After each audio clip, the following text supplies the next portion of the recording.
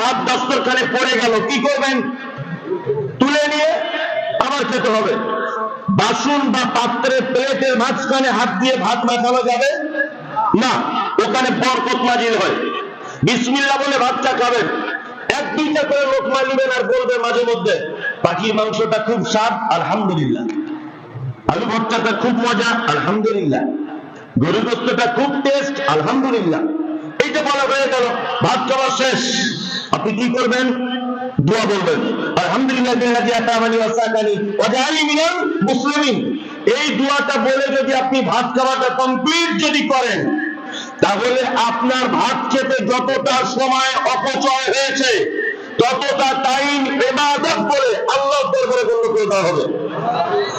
তার মানে বোঝা যায়, ঘুমোতে যাওয়া থেকে আর ঘুমোতে যাওয়া পর্যন্ত, মানে ঘুমোতে যাওয়া থেকে ঘুমোতে যাওয়া পর্যন্ত, এই সারা দিনের দৈনন্দিন জীবনের প্রতিটা কাজ আপনি যদি আল্লাহ সুবহানাহু ওয়া তাআলা এবং মুহাম্মদ সাল্লাল্লাহু আলাইহি ওয়াসাল্লামের পদ্ধতিতে যদি করেন, তাহলে প্রতিটা কাজ ইবাদতে পরিণত হবে ইনশাআল্লাহ।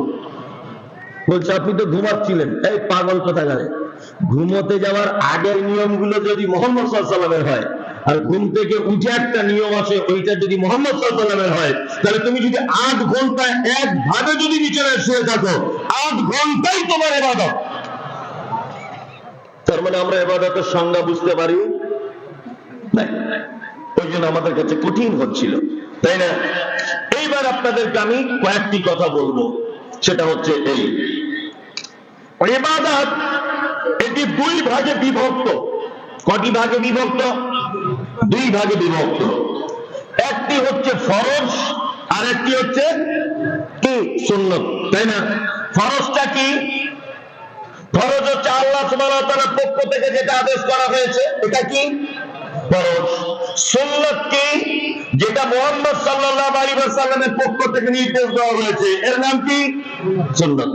তবে আবার আল্লাহ রাসূলের জীবনকে 3টে ভাগে ভাগ করা হয়েছে। সারা দৈনন্দিন জীবনের রুটিনকে 3টে ভাগে ভাগ করা হয়েছে। কটি ভাগ? 3।